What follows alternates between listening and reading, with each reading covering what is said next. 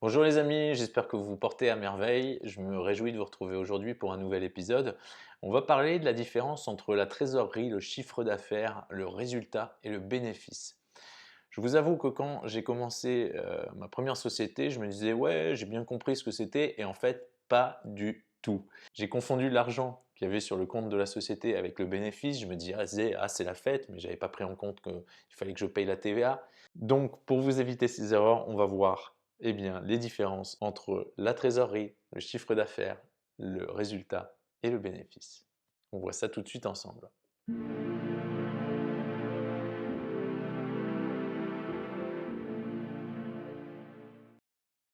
Les amis, je me réjouis de vous retrouver aujourd'hui pour un nouvel épisode. On va parler de la différence entre ce qu'est la trésorerie, le chiffre d'affaires, le résultat et le bénéfice, qui sont des choses différentes.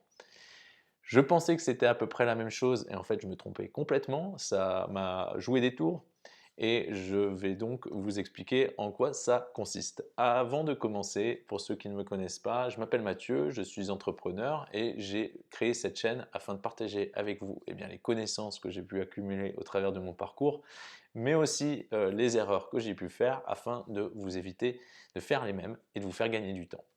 Si ce contenu vous plaît et que vous pensez que ça peut aider quelqu'un, n'hésitez pas à le partager avec quelqu'un autour de vous, car c'est comme ça qu'on pourra aider un maximum de monde. Sans plus tarder, on va voir les différences entre la trésorerie, le chiffre d'affaires, le résultat et le bénéfice. Alors, première chose, la trésorerie. On va y revenir plus en détail, mais la trésorerie, en gros, c'est de l'argent qui est disponible pour la société, c'est-à-dire l'argent qu'elle a sur le compte et peut-être ses réserves de liquidité qu'elle a pu placer à court ou à moyen terme. Donc la trésorerie, tout simplement, c'est ça, c'est l'argent qui est disponible à un moment T pour la société sur son compte en banque. Ensuite, le résultat.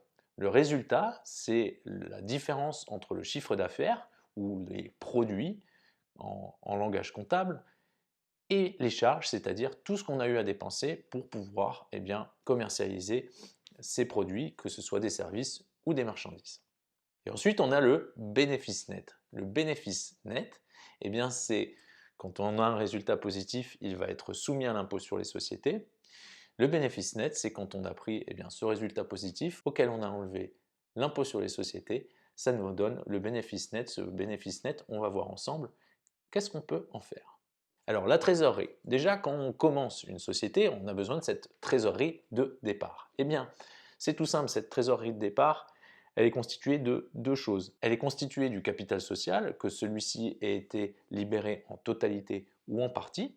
Alors sachez par contre que si vous montez une société, je vous recommande, si vous le pouvez, de libérer le capital social dès la première année, car ça vous permet de profiter du taux réduit d'impôt sur les sociétés à 15% sur tout résultat inférieur à 42 500. Tout ce qui sera au-dessus de 42 500 euros sera taxé à 25%. Donc c'est plutôt pas mal de gagner 10% d'impôt sur les sociétés sur les 42 500 premiers euros. Donc libérez votre capital et une fois de plus, comme on l'a vu sur l'épisode sur le compte courant d'associé, c'est intéressant d'avoir plutôt un petit capital et de mettre le reste en compte courant d'associé. Et donc c'est la deuxième des choses qui peut alimenter la trésorerie de départ, c'est le compte courant d'associé, c'est-à-dire l'argent que le ou les associés ont apporté, ont prêté à la société pour qu'elle puisse démarrer. L'avantage d'utiliser le compte courant d'associé, c'est que bien sûr, on va avoir besoin de cet argent pour faire fonctionner la société, pour commencer à son démarrage, faire ses premiers achats, etc. Mais dès qu'on aura fait de l'argent et qu'on aura une trésorerie à peu près correcte, on va pouvoir récupérer cet argent et cet argent, on le récupère net de fiscalité. Ensuite, au cours de la vie de la société, qu'est-ce qui fait varier la trésorerie? C'est tout bête. Quand vous vendez quelque chose et qu'on vous paye, la trésorerie, elle augmente. Et quand vous payez quelque chose, c'est-à-dire si vous êtes dans de l'achat-revente, les produits que vous avez achetés, mais aussi vos abonnements Internet, vos assurances, votre loyer, etc. Quand ça va sortir, ça va faire baisser la trésorerie. Donc la trésorerie est toujours fluctuante. Et l'idée, c'est de se dire combien j'ai besoin de trésorerie pour faire face à ces fluctuations du fait de l'activité commerciale de ma société. Ce volume de trésorerie dont on a besoin pour que la société puisse fonctionner, on appelle ça le fonds de roulement. Le fonds de roulement, en fait, on prend à peu près sur un mois, la plupart du temps, eh bien, on se dit: «OK, je suis monté à ça en trésorerie et je suis descendu aussi bas au cours du mois», parce que, par exemple, votre loyer, il tombe le 15, mais votre assurance et votre internet, ils sont prélevés le 3, et cetera. Donc, vous pouvez aussi avoir des paiements à 30 jours de vos clients, ou alors vos clients vous payent en avance, donc la trésorerie grimpe. Ensuite, vous payez toutes vos factures, la trésorerie redescend. Ensuite, vous revendez quelque chose, mais votre client vous paye tout de suite, elle remonte. Donc, cette variation de trésorerie, ce dont on a besoin, ce delta, eh bien, c'est le fonds de roulement. Alors, c'est toujours bien de ne pas être juste, parce que bien sûr, si on manque de trésorerie, ça peut ralentir eh bien, l'activité de la société, ça peut poser des problèmes. C'est pas génial de devoir demander une autorisation de découvert à la banque parce qu'on va payer des agios. Donc ce fonds de roulement, c'est très important. Et c'est de se dire, bon voilà, ma trésorerie se fluctue entre ces deux fourchettes, eh bien il faut que j'ai au moins sur le compte ce volume d'argent en début de mois pour pouvoir faire fonctionner la société correctement. Ça, c'est très important parce que ça permet tout simplement d'anticiper et de prévoir. Si tout d'un coup, eh bien, vous vous dites: «Ah, je vais aller voir ce client, c'est un gros client, il peut me faire une grosse commande», mais que le client vous paye à 30 jours, eh bien, vous aurez besoin de trésorerie parce que si vous passe commande, eh bien, vous aurez besoin peut-être d'avancer de l'argent sur des marchandises que vous allez lui revendre ou sur des matières premières dont vous avez besoin eh bien, pour délivrer le produit ou le service. Et donc forcément, même si vous allez rentrer beaucoup d'argent dans 30 jours, eh bien, vous allez subir un décalage de trésorerie. Donc le fonds de roulement, c'est vraiment fait pour éviter ce genre de problème et avoir toujours ce coussin qui vous permet de faire fonctionner la société, d'avancer et de ne pas ralentir parce que vous n'avez pas assez de liquidité sur le compte de la société. Ensuite, la trésorerie, eh bien, si tout va bien, elle peut peut-être s'accumuler. Au bout de quelques années, tout va bien, le business fonctionne, et donc on a la trésorerie qui s'agglutine sur le compte. Et on peut se dire, bon, bah, c'est très bien, si par exemple vous avez un restaurant, ça peut être intéressant de garder de la trésorerie parce que si votre four y pète, eh bien, vous n'avez pas besoin d'aller à la banque pour faire un emprunt, vous allez pouvoir payer votre four cash. Ça peut être intéressant. Une fois de plus, ce n'est pas forcément la solution qu'il faut faire, c'est un exemple pour que vous compreniez. Donc c'est intéressant de garder de la trésorerie, eh bien, si à un moment on a un coup dur ou quoi que ce soit, mais si on a un excédent de trésorerie, on peut considérer eh bien, la placer. Alors comment on place son excédent de trésorerie? Première chose, il faut s'assurer que vos statuts le permettent. C'est-à-dire que placer cette trésorerie, c'est un investissement, il faut que vos statuts permettent à la société d'investir dans des valeurs mobilières ou immobilières. Alors la première chose auquel on peut penser, c'est des livrets d'entreprise ou alors des comptes courants rémunérés. Tout simplement, ce sont des produits bancaires, vous allez voir votre banque, vous leur demandez, et vous allez placer sur un livret une certaine somme d'argent, et de la même façon que votre livret A, par exemple, en personnel, vous rapporte des intérêts, eh bien, ce livret va vous rapporter des intérêts. Alors bien sûr, vu que c'est liquide, que vous avez accès à l'argent, les intérêts, le rendement ne va pas être fou, mais bon, c'est toujours ça de prix. Ou alors, il y a aussi des banques qui proposent aux entreprises, eh bien, qui ont une trésorerie généreuse, eh bien, des comptes courants rémunérés, c'est-à-dire que en temps réel ou alors par semaine, en fonction de la trésorerie, eh bien, vous touchez des intérêts sur l'argent eh bien, qui dort sur le compte de la société, même s'il n'est pas vraiment dormant parce que vous en avez besoin et que vous avez donc ces fluctuations, l'argent qui rentre, l'argent qui sort. Ensuite, deuxième type de placement pour votre trésorerie, c'est des comptes à terme ou alors un contrat de capitalisation. Le compte à terme, en fait, comme son nom l'indique, eh bien, il y a un terme. On va par exemple s'engager pour 2 ans. On va placer de l'argent sur ce compte et cet argent va être bloqué pendant 2 ans. On peut récupérer cet argent, mais la plupart du temps, on va devoir payer des indemnités. Et donc, admettons, au bout de 2 ans, on récupère eh bien, notre argent plus des intérêts. Ensuite, on a le contrat de capitalisation. Le contrat de capitalisation, pour ceux qui ne connaissent l'assurance vie, et pour ceux qui ne la connaissent pas, je vous invite à vous référer à l'épisode sur l'assurance vie, eh bien, contrat de capitalisation et assurance vie, ça fonctionne de la même façon. C'est juste que l'assurance vie eh bien, s'éteint, c'est-à-dire que le contrat se clôt à la mort du titulaire et est transmis eh bien, aux bénéficiaires. Mais une société, elle ne meurt pas comme vous et moi, et donc pour cela, on ne fait pas une assurance vie, on fait un contrat de capitalisation, parce que en personnel, si je faisais un contrat de capitalisation, je meurs, et bien le contrat continue de fonctionner et de générer des intérêts. C'est le même principe, on fait ça pour une société, et ça fonctionne comme une assurance vie. On peut choisir une allocation plutôt prudente qui va avoir un rendement plutôt bas, ou alors on peut avoir quelque chose d'équilibré avec un rendement un peu plus intéressant, ou alors on peut avoir une allocation très dynamique pour aller chercher du rendement sur le long terme. Ensuite, et ça on l'a vu également avec notre épisode sur la SCPI, je vous invite à aller le consulter pour ceux qui ne l'ont pas vu, eh bien on peut considérer acheter des parts de SCPI en usufruit temporaire. Ça veut dire quoi? Une SCPI, c'est une société civile de placement immobilier. C'est une société qui collecte l'argent d'investisseurs pour investir cet argent dans l'immobilier. On appelle ça de la pierre papier parce que vous achetez de l'immobilier mais vous n'avez pas les clés d'un appartement. Vous avez des titres d'une société qui, elle, détient un patrimoine immobilier. Et en fonction bien, du nombre de titres, du nombre de parts de SCPI que vous avez, bien, vous touchez des loyers. L'avantage d'acheter seulement l'usufruit, c'est que vous allez acheter bien, ces parts avec une décote et l'usufruit vous permet de toucher les loyers. L'usufruit est toujours temporaire, ça peut être pour 5, 10, 12, 15 ans suivant les SCPI. Et au bout de la durée de l'usufruit, l'usufruit s'arrête. Le nu propriétaire qui, lui, avait la nue propriété, ne touchait pas de loyer, et par exemple, ça peut être quelque chose pour préparer la retraite, pareil, vous achetez les parts de SCPI avec une décote. Pendant 15 ans, rien ne se passe, mais par contre, au bout de 15 ans, vous touchez les loyers, par contre, vous avez acheté ces parts avec une décote. Donc ça peut être gagnant-gagnant. Acheter des parts d'usufruit en personnel, la plupart du temps, ce n'est pas intéressant à cause de la fiscalité sur l'immobilier, mais pour une société, ça peut être intéressant. Et donc, on touche des loyers pendant une certaine période, et au bout, ça s'arrête. On ne récupère pas son argent, mais les loyers qu'on a collectés pendant ce temps-là, nous remboursent notre investissement plus une plus-value sur le dessus. Et enfin, on peut aussi placer la trésorerie de notre société dans l'immobilier. Une fois de plus, il faut s'assurer que ce soit dans les statuts de la société. Et on peut faire ça en direct au travers de la société. Par contre, le problème, c'est que si la société a un problème à un moment, on perd l'immobilier. Donc le mieux, c'est peut-être de monter une SCI dont la société va être associée avec vous, ou alors de monter une holding. Ce sont des montages qui peuvent être très intéressants. Pour ceux qui ne connaissent pas le fonctionnement de la SCI, je vous invite à vous référer à l'épisode sur la SCI. On a donc parlé de la trésorerie. C'est un peu plus clair pour vous ce que c'est, donc c'est l'argent qui est disponible sur le compte de la société, plus ses liquidités qui peuvent être placées sur différents comptes et placements. Ensuite, on a le chiffre d'affaires. Le chiffre d'affaires, c'est très simple. C'est la somme de toutes les ventes que vous avez faites, de tous les produits en langage comptable. Et sachez que le chiffre d'affaires se calcule toujours hors taxe. Oui, la TVA, vous la collectez pour l'État et vous lui rendez ensuite. Donc le chiffre d'affaires est toujours hors taxe, la TVA, ce n'est pas pour vous.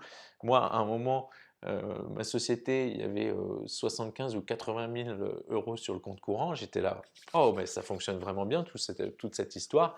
Mais en fait, j'avais oublié qu'à la fin de l'année, je faisais encore ma TVA de façon annuelle. C'était ma première année. Et à la fin de l'année, en fait, je me suis retrouvé avec une jolie surprise. J'avais plus de 60 000 euros de TVA à donner. Donc cet argent, au final, n'était pas à moi. Donc voilà, c'est toujours intéressant de se dire, bon, la trésorerie, c'est pas forcément l'argent qu'on peut se donner, c'est pas du bénéfice. Donc je reviens au chiffre d'affaires. Le chiffre d'affaires, c'est tout simple, c'est le volume de vos ventes. On additionne tout ça, que ce soit des services, des marchandises, et on additionne tout ça, ça nous donne un prix. Et donc, c'est un montant hors taxe. Ensuite, on a les charges.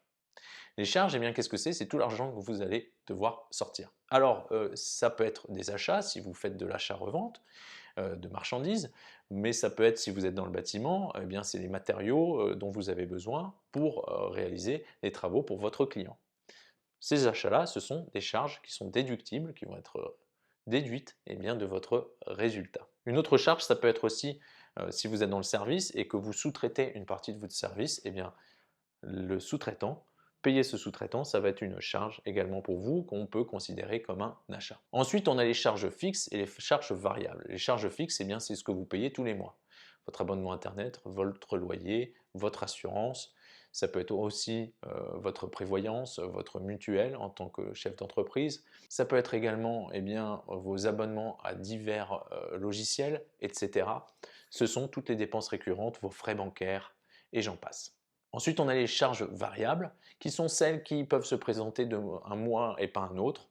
une fois de plus, c'est quelque chose qui va réduire votre résultat parce qu'on prend le chiffre d'affaires et on enlève les charges. Et ensuite, on a l'amortissement et les variations de stock. Si vous avez du stock, votre stock au 31 décembre, si vous faites votre exercice du 1er janvier au 31 décembre, admettons il est à 35 000 euros et puis l'année d'après, il est à 45 000 euros, cette variation de stock va être considérée comme une charge. De la même façon, les amortissements, alors pour ceux qui ne connaissent pas l'amortissement, sachez que quand une société achète quelque chose pour son fonctionnement, admettons, vous achetez un téléphone. Ce téléphone vaut 499 euros. En comptabilité, on va le compter comme une charge. C'est de la même façon que vous avez besoin de papier pour votre imprimante ou d'un stylo. On va considérer ça comme une charge et on va, l'année où ça a été dépensé, le compter dans le bilan, on va l'enlever. Par contre, si vous achetez un téléphone à plus de 500 euros ou un ordinateur, qu'est-ce qu'on va faire? On va procéder à un amortissement, c'est-à-dire que vous allez bien sûr payer cet appareil, admettons vous achetez un ordinateur 2500 euros, vous allez bien sûr sortir de votre trésorerie 2500 euros quand vous achetez l'ordinateur. Mais cet ordinateur, comptablement parlant, on ne va pas compter une dépense de 2500 euros sur cette année comptable, mais on va l'amortir la plupart du temps sur 3 ans. Et donc en fait, ils vont découper le prix de l'ordinateur et ils vont enlever chaque année cette part-là. Et donc ce qui fait qu'on a sorti de la trésorerie, bien sûr on a sorti les 2500 euros, mais par contre, comptablement parlant, cette année-là, on n'aura qu'un tiers de 2500 euros qui va être compté, l'année prochaine un autre tiers et l'année d'après un autre tiers. On peut aussi avoir un amortissement qu'on dit progressif, c'est-à-dire que le comptable va par exemple enlever 40% de la valeur la première année, ensuite 35%, ensuite 25%. Donc l'amortissement, c'est toutes ces dépenses pour faire fonctionner la société où on achète quelque chose, une imprimante, un ordinateur. Alors bien sûr, si vous êtes dans une activité d'achat-revente d'ordinateur, l'ordinateur que vous achetez pour le revendre à vos clients, ça n'est pas un amortissement, c'est un achat de marchandises. Donc toutes ces charges prises ensemble vont nous permettre, avec le chiffre d'affaires, d'arriver à notre résultat. Le résultat, c'est la différence entre le chiffre d'affaires et toutes les charges déductibles. Donc, les ventes font monter le résultat, mais toutes les charges et les dépenses le font baisser. Alors le résultat, pour certains, l'idée c'est de l'avoir le plus petit résultat possible parce que c'est ce montant qui va être soumis à l'impôt sur les sociétés. Donc plus il est petit, moins d'impôts on paye.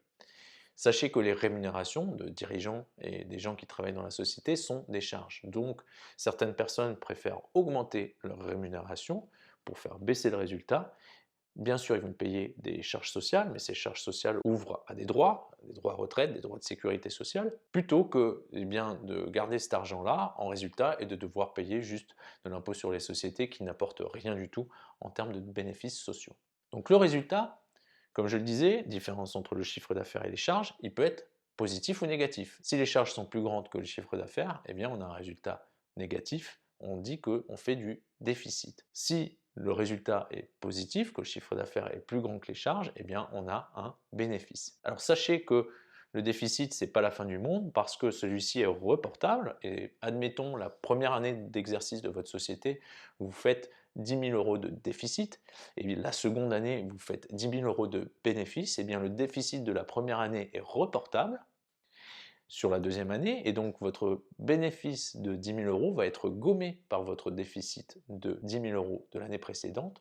En gros, vous allez avoir un résultat à 0 euros et vous n'allez pas payer d'impôt sur les sociétés. Donc tout n'est pas perdu. Si vous avez la trésorerie pour continuer à fonctionner, vous pouvez continuer à fonctionner malgré un déficit. D'ailleurs, pour en revenir à la trésorerie, vous pouvez avoir des sociétés qui ont beaucoup de trésorerie et qui sont déficitaires. Le meilleur exemple, c'est les startups.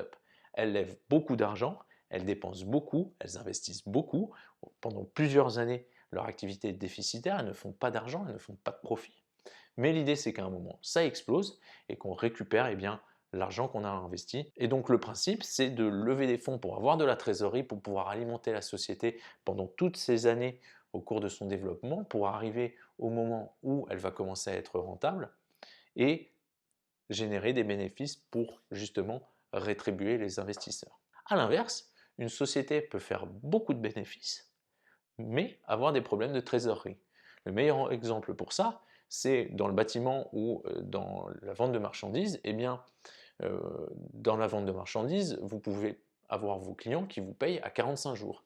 Admettons, deux gros clients vous font deux grosses commandes, eh bien vous allez devoir acheter les produits auprès de votre fournisseur, et peut-être que ce fournisseur-là, il faut le payer tout de suite ou sous 15 jours, et donc vous allez devoir avancer la trésorerie, livrer vos clients, et ce n'est que dans 45 jours que vous allez récupérer l'argent. Donc vous faites de l'argent, mais par contre, vous avez un décalage de trésorerie. De la même façon, dans le bâtiment, le client vous commande quelque chose, vous vous mettez d'accord sur le devis, vous allez devoir acheter les matériaux dont vous avez besoin pour pouvoir faire les travaux chez lui. Et lui ne va vous payer qu'une fois que les travaux seront finis. Vous aurez donc dû avancer le coût des matériaux avec votre trésorerie. C'est pour ça qu'il est recommandé, dans certains cas, de demander des acomptes à ses clients afin de faire face à ces décalages de trésorerie. Enfin, on a le bénéfice net. Le bénéfice net, c'est le résultat qu'on a eu tout à l'heure. Alors, entre le résultat comptable et le résultat fiscal qui, lui, va être soumis à impôt sur les sociétés, il y a une petite différence parce qu'il y a ce qu'on appelle des réintégrations fiscales, c'est-à-dire que des charges qui ne sont pas déductibles fiscalement vont être réintégrées au résultat. Mais en gros, pour que vous compreniez, le résultat, c'est le chiffre d'affaires moins les charges, et c'est ce résultat qui va être soumis à l'impôt sur les sociétés. Et comme je le disais, comment se calcule l'impôt sur les sociétés? C'est tout simple. Jusqu'à 42 500 euros de bénéfices, de résultats positifs, vous payez 15%. Et ensuite, sur la partie au-delà de 42 500 euros, vous payez 25% d'impôt. Le bénéfice net, c'est en gros votre résultat moins l'impôt sur les sociétés. Admettons, vous avez fait 10 000 euros de résultat. Vous allez payer 15% d'impôt sur les sociétés. 10 000 euros moins 15%, ça fait 10 000 euros moins 1 500.